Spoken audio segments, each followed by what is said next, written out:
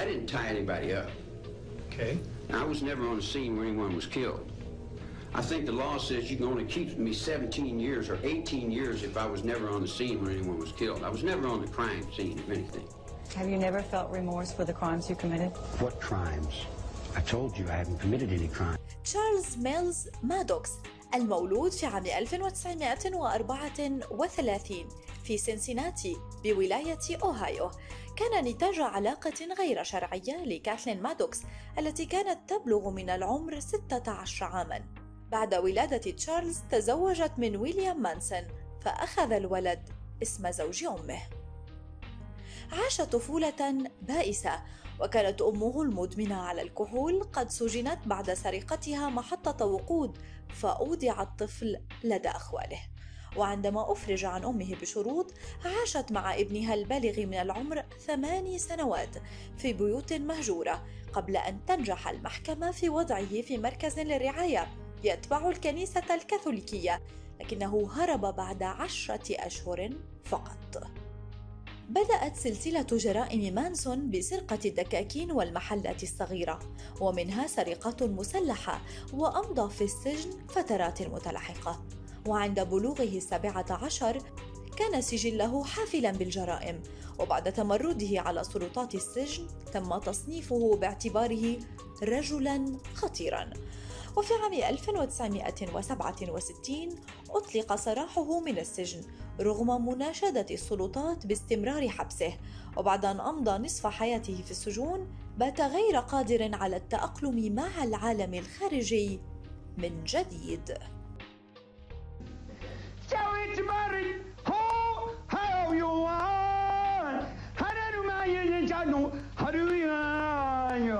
Yeah, that's what I sing. I sing, just however I feel. Was it an intention of yours to scare the Hollywood community? Hollywood's been afraid since it began. Hollywood knows Hollywood. Anybody that knows the garbage cans in the alley understands Hollywood. Look out. Tell me in a sentence who you are.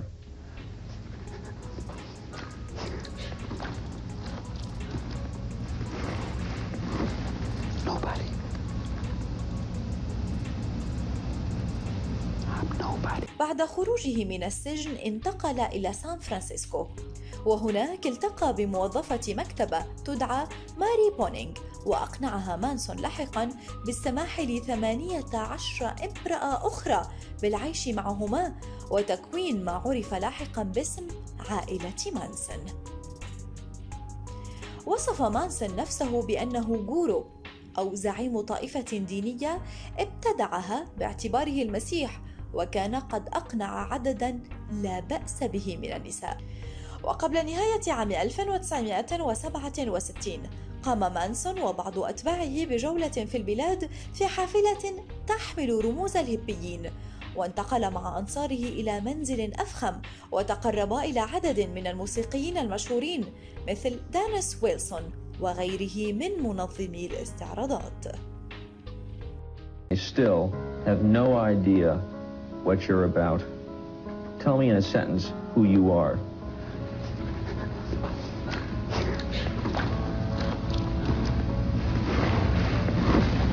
Nobody.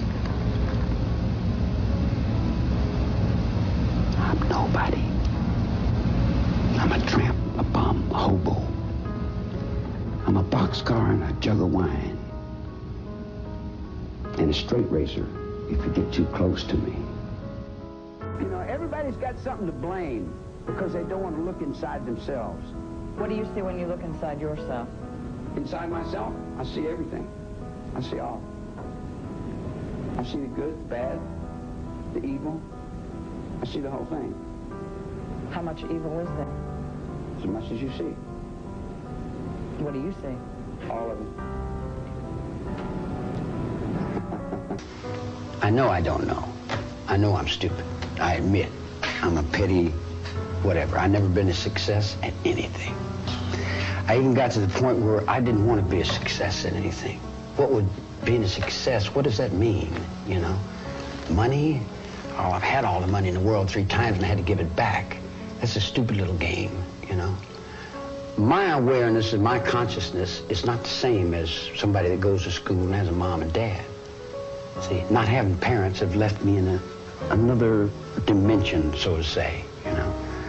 I don't have no bad going for nothing. I don't judge. I hardly even think about too much. It's... Are you saying that you don't want to accept guilt? Guilt? What the hell is that? I can do anything I want, woman. What would you do if you got out of prison? I'm out of prison. I get out every day. انتقلت جماعته إلى مزرعة مهجورة، حيث أصبح مانسون مهووساً بأغنية هيلتر سكيلت من ألبوم فريق الخنافس. فسر مانسون كلمات هذه الأغنية لجون لينون وبول ماكارتني على أنها تشير إلى بداية حرب بين البيض والسود، ورأى أن انتصار السود مشروط بالاستماع لتوجيهات العائلة لمساعدتهم في بناء نظام اجتماعي جديد. أولى جرائم القتل التي قامت بها الجماعة كانت في يوليو تموز عام 1969، عندما أرسل مانسون 3 أعضاء إلى منزل أحد معارفه جاري هينمان، الذي ظن مانسون أنه يملك أموالاً مخبأة في منزله. وبعد احتجازه لمدة يومين قتل هينمان طعنا حتى الموت من قبل أحد أفراد العائلة.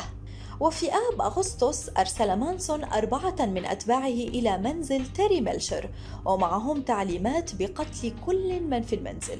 بسبب رفض ميلشر طلب مانسون بتسجيل ألبوم غنائي، لكن ميلشر كان في ذلك الوقت قد انتقل إلى مكان آخر وأجر منزله للمخرج السينمائي المعروف رومان بولينسكي وزوجته الممثلة شارون تيت.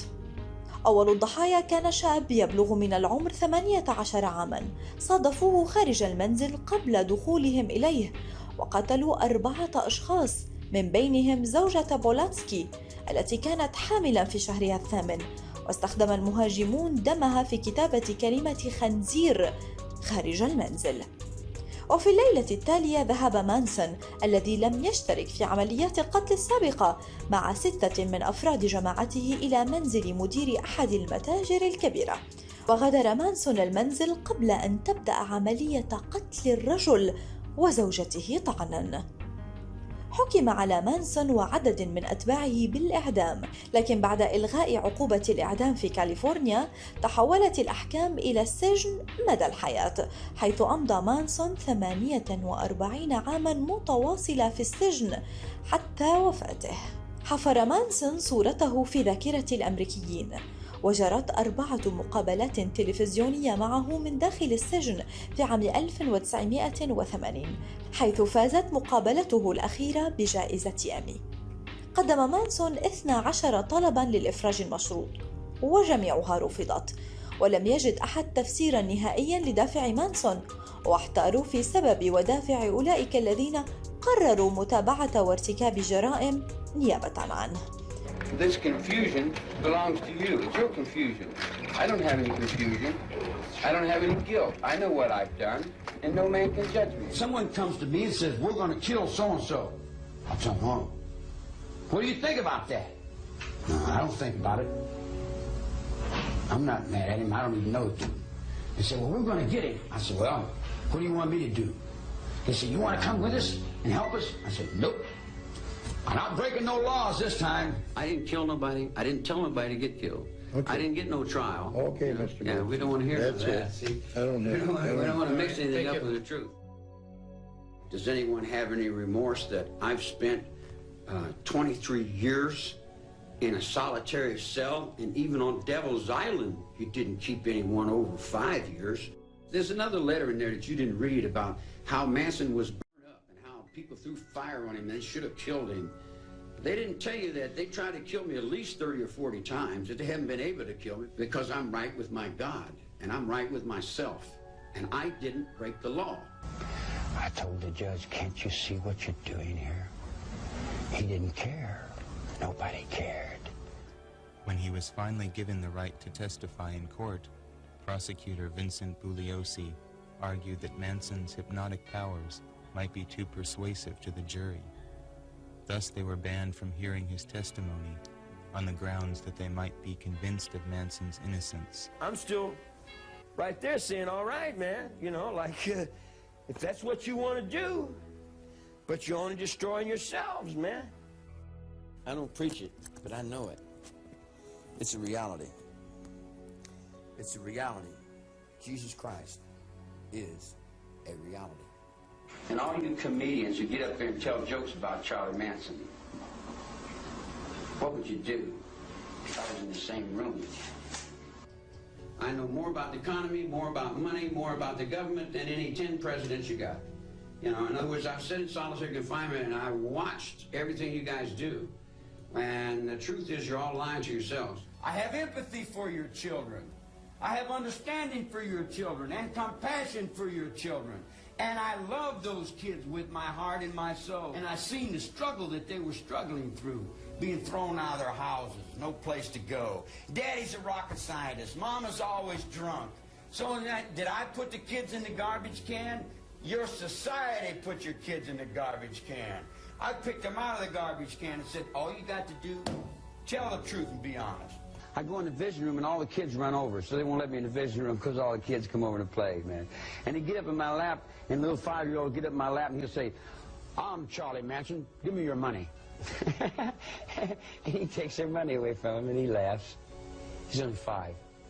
But that would make me a bad guy because you would say I was influencing him. But how about him? Is he influencing me? You come and draw a line, you say, you can't get out of there. And I say, out of where? You say, you're locked up. I said, locked up in what? He said, well, you're locked up and we're free. And I said, oh, yeah? And then you walk back and forth and you play important with my life as if you got something that I want. They got some big old fat women that paint their faces and shit and dye their hair. And they cut the legs off the table so little girls can't get over and play with the little guys. And they got all kinds of little sex paranoias and little deceiving, little lying, cheating little things that they play. And then they'll push them off on somebody else and say it's all their fault, that they're no good, and we got the bad guys locked up over here, and we're all the good guys. So the public can feel safe against this monster, we're going to charge you $200 million to build another set of penitentiaries. Why don't you tell the public what's really going on? Why don't you tell them the water's so bad the fish can't live in it? Why don't you tell them that the polar caps are melting because you're creating so much heat with this machine? You see what I'm saying? Why don't you tell them the truth? That we were going to blow the world up in the 60s. But a handful of kids jumped up and said, no, give the other children a chance. And they saved it from being blown up. You've medicated me, you've burnt me, you've beat me, you've stabbed me, you've done everything you can do to me, and I'm still here, and you're still going to have to face the truth about this case sooner or later. Hey, how you doing? You still in there? Is anybody there? They'll run out and demonstrate for a nuclear power plant and go home and turn electricity on. If you want to demonstrate for a nuclear power plant, don't use electricity. Does it make sense? You know what I'm saying? They want to demonstrate for something on one hand and get their faces up in the camera and like, look at me, I'm different, you know, or pay me to be somebody, you dig? And then on the other hand, they can't be somebody because they go home and turn the fucking electricity on and use the same fucking pollution.